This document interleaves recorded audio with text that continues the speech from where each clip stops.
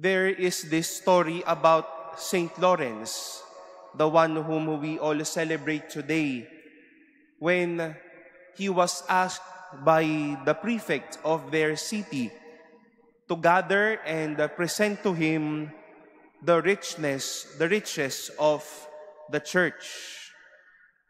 Alam marahil ng kanilang pinuno na sa kanilang simbahan o sa kanilang pagtitipon, mayroong mga ginto at mga magagandang bagay na kanilang ginagamit sa kanilang pagsamba.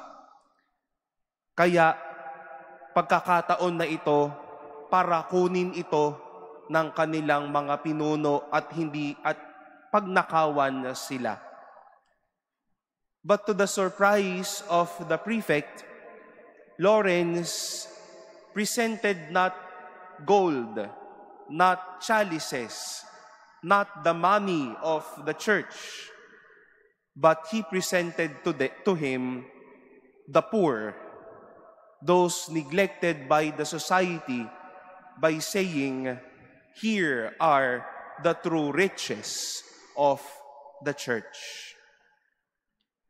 Kung may kapupulutan po tayo ng aral sa santong ito, isa sa mga magagandang aral na ating mangyaring isa puso ay kung papaano siya nagpahalaga. He valued not only rich and valuable people, not only rich or valuable things, he even valued those despised and set aside by others. He saw value and richness to those seeming less valuable and rich for others. And this is what St. Paul in our first reading would like to invite us. St. Lawrence did his part by being generous to these poor men and women. There was even this story that he gave all the gold materials of their church to these poor men and women.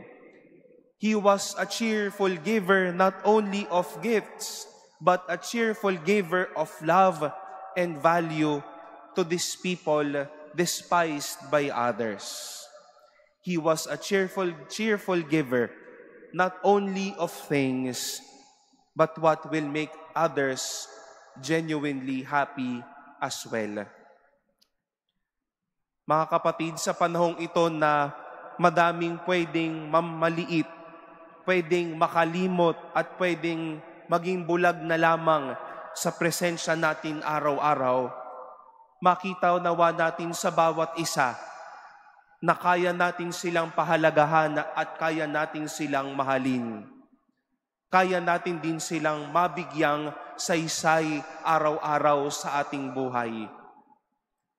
How many of us can truly say to others, kahit mahina ka, kahit maliit lamang o payak lang ang iyong buhay, kahit hindi ka mayaman, kahit simple ka lang, mahalaga ka sa akin. May iba po kasi, mahalaga lang sila sa kanilang buhay.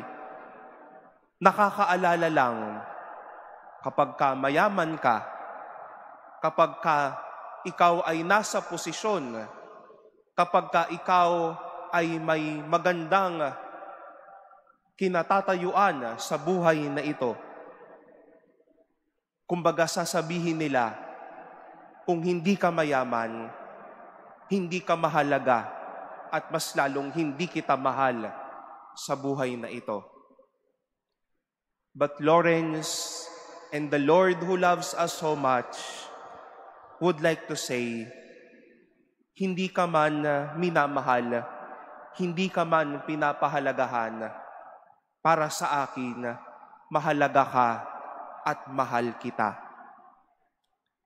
Uhaw po ang mundo sa mga nagpapahalaga at nagmamahal. At sana isa tayo sa mga iyon.